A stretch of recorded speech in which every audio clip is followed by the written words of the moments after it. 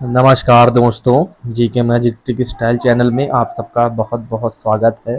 रोज़ हम लोग top 25 question SSC MTS के लिए, चाहे जीडी के, रेलवे के लिए, एनटीपीसी, आरपीएफ सारे एग्ज़ाम के लिए कर रहे हैं। उससे ये वही क्वेश्चन है जो सारे एग्ज़ाम में पूछे गए हैं।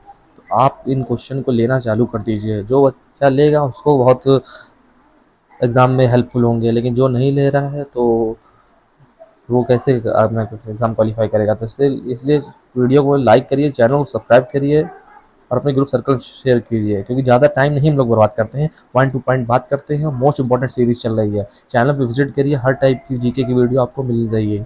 ये 25 क्वेश्चन मोस्ट इंपॉर्टेंट स्टार्ट करते हैं। वीडियो को लाइक शेयर सब्सक्राइब जरूर करिएगा दोस्तों। सब्सक्राइब करने से कोई घटता बढ़ता नहीं है और ना कोई छोटा हो जाता है। बस सब्सक्राइब करने से हम लोग का मोटिवेशन बढ़ता है कि हाँ, बच्चे वीडियो देख रहे हैं। चलिए देखिए, 76 नंबर का कल का क्वेश्चन है, आज का क्वेश्चन है। ठीक है, 25 को डिस्कस कर रहे हैं। ठीक है, तो आज चौथा है प्रैक्टिस सेट। ठीक है, निम्नलिखित में से किस वर्ष को संयुक्त राष्ट्र अंतर्राष्ट्रीय जल सहयोग का वर्ष घोषित किया गया था। ये क्वेश्चन मैंने कल हम होमवर्क में पूछा था, किसी ने जवाब भी नहीं दिया, तो देख लीजिए। कह रहा है कि निम्नलिखित में से किस वर्ष को संयुक्त राष्ट्र अंतर्राष्ट्रीय जल सहयोग का वर्ष घोषित किया गया था। 2013 को संयुक्त राष्ट्र अंतर्राष्ट्रीय जल सहयोग घोषित किया गया था। सर 2013 को संयुक्त राष्ट्र अंतर्राष्ट्रीय जल सहयोग वर्ष घोषित किया गया था। ठीक है, नेक्स्ट क्वेश्चन। छोटे छोटे प्रैक्टिस सेट लेते चलिए। मैं जानता हूँ कि छोटे छोटे आपके लिए काफ़ी हेल्पफुल होते हैं, इसलिए मैं ज़्यादा बड़े नहीं रखता हूँ। राष्ट्रकूट का शाही प्रतीक क्या था। सर राष्ट्रकूट का शाही प्रतीक क्या था। आप कहेंगे सर आपका राष्ट्रकूट का शाही प्रतीक था गोल्डन ईगल। कभी पूछा जाए कि राष्ट्रकूट का शाही प्रतीक क्या था, तो आप कहेंगे गोल्डन ईगल। ठीक है, नेक्स्ट क्वेश्चन देखिए। एक तरल जल द्वारा जल वाष्प में परिवर्तित होने वाली प्रक्रिया क्या कहलाती है।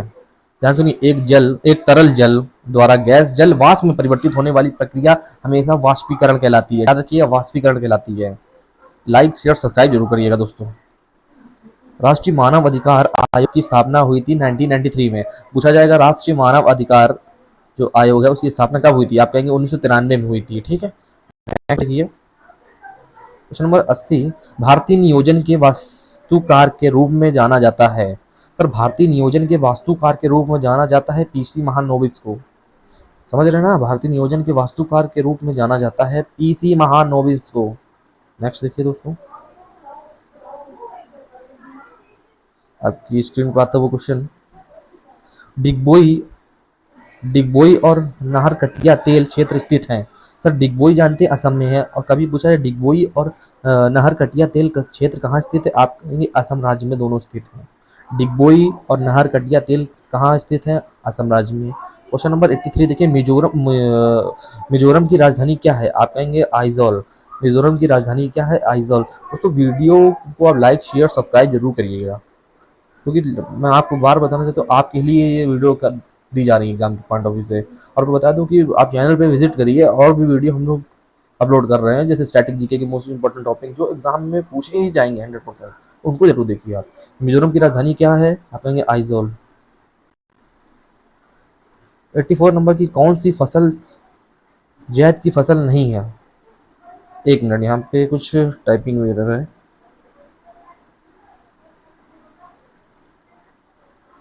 हाँ दोस्तों, तो यहाँ पे जायद की फसल में नहीं आता है यहाँ। ठीक है, यहाँ पे आप जायद लिख लीजिएगा। ठीक है, कौन सी फसल जायद की फसल नहीं है, सरसों। सरसों जो है वो जायद की फसल नहीं है। मैं धीमे धीमे सारी फसलें आपको याद करा दूंगा। ठीक है, टेंशन मत लीजिए आप, प्रैक्टिस सेट से बने रहिए। जो प्रैक्टिस सेट से बना रहेगा उसका एग्जाम में 100% का स्कोर बढ़ेगा। ठीक है, नेक्स्ट क्वेश्चन है, भारत का संविधान भारत का वर्णन करता है राज्यों का संघ।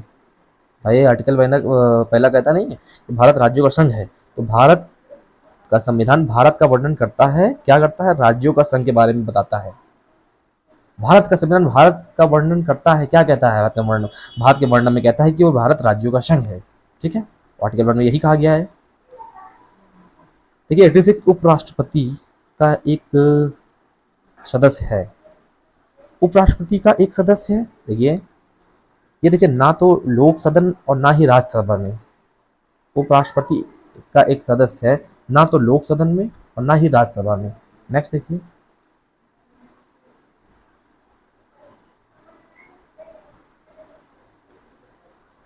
पीडीएस योजना को लक्षित पीडीएस के रूप में परिवर्तित किया गया था 1997 में। जो पीडीएस योजना थी उसको लक्षित पीडीएस के रूप में परिवर्तित किया गया था 1997 में, याद रखिएगा। नेक्स्ट क्वेश्चन देखिए, दुनिया का सबसे शुष्क रेगिस्तान कौन सा है?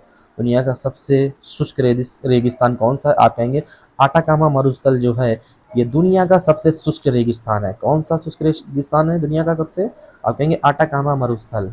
नेक्स्ट देखिए, बहुत कम विक्रेता लेकिन बाजार क्या है जो खरीदने के लिए बहुत अधिक है? आप कहेंगे बहुत कम विक्रेता है लेकिन बाजार क्या है जो खरीदने के लिए बहुत अधिक है? आप कहेंगे अल्पसंख्यक प्रभुत्व। अल्पसंख्यक प्रभुत्व है, याद रखिएगा। बहुत कम तो विक्रेता है लेकिन बाजार क्या है जो खरीदने के लिए बहुत अधिक है? बहुत कम विक्रेता है अब जो जो खरीदने के लिए बहुत अधिक है, उसको बोलते हैं अल्पसंख्यक प्रभुत्व। ठीक है, अल्पसंख्यक प्रभुत्व। नेक्स्ट है 90 नंबर का क्वेश्चन, भारत सरकार खाद्यान्न खरीदती है। भारत सरकार जो है खाद्यान्न खरीदती है भारतीय खाद्य निगम के माध्यम से। भारत सरकार खाद्यान्न खरीदती है किसके माध्यम से? आप कहेंगे भारतीय खाद्य निगम के माध्यम से। नेक्स्ट देखिए, 91 का क्वेश्चन है, कौन से पदार्थ बाहरी चुंबकीय क्षेत्रों में रखने पर अति चुंबकीय हो जाते हैं?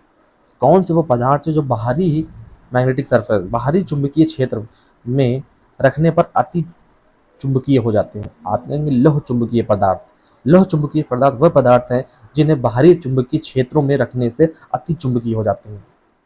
ये है लौह चुंबकीय पदार्थ। देखिए 92, आवश्यक प्रतिक्रियाओं या रासायनिक प्रतिक्रिया में बने उत्पादकों का मात्रात्मक अध्ययन है सर्वाचियोमेट्री। आवश्यक प्रतिक्रिया या रासायनिक प्रतिक्रिया में बने उत्पादकों का मात्रक अध्ययन है स्वाचियोमेट्री।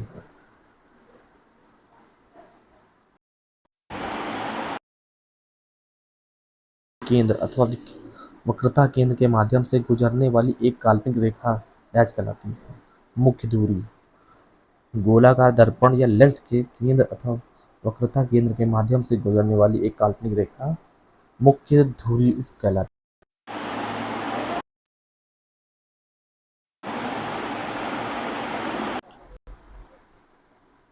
क्वेश्चन नंबर 94 है कि तराइन की दूसरी लड़ाई कब हुई थी?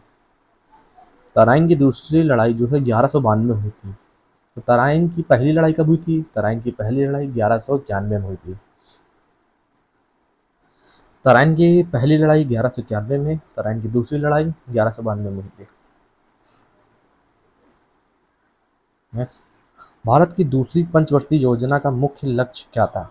भारत की दूसरी पंचवर्षीय योजना का मुख्य लक्ष्य था भारी उद्योग और पूंजीगत सामान। भारत की दूसरी पंचवर्षीय योजना का मुख्य लक्ष्य था भारी उद्योग और पूंजीगत सामान। नेक्स्ट क्वेश्चन 96 है कि एंजियोस्पर्म में अपने बीज के एक से अधिक भ्रूण पैदा करने की घटना को डैश कहा जाता है? याद रखिए कि एंजियोस्पर्म में अपने बीज में एक से अधिक भ्रूण पैदा करने के लिए घटना को डैश कहा जाता है। आप कहेंगे उसको कहा जाता है पोलियम्ब्रियोनी। पोलियम्ब्रियोनी कहा जाता है।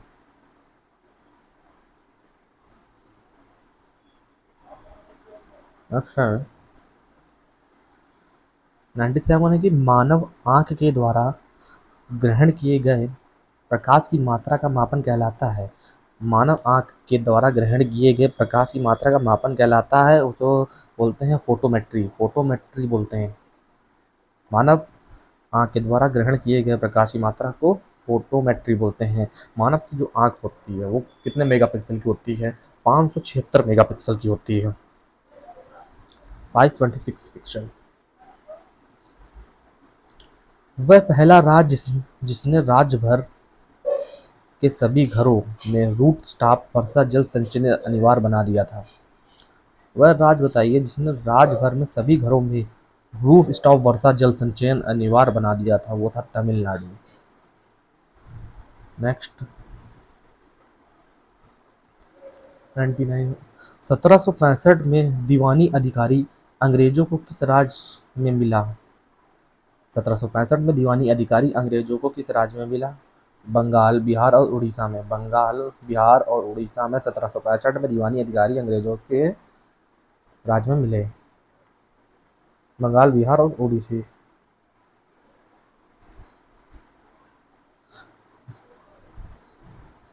2022 शीतकालीन ओलंपिक की मेजबानी के लिए किस शहर को चुना गया था? आप कहेंगे बीजिंग। 2022 शीतकालीन ओलंपिक की मेजबानी के लिए किस शहर को चुना गया था? आप कहेंगे बीजिंग।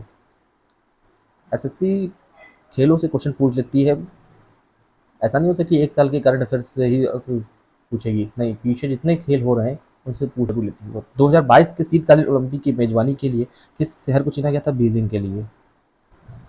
अब वीडियो अच्छी लगे लाइक शेयर सब्सक्राइब करें। मिलते हैं फिर नेक्स्ट प्रैक्टिस सेट में।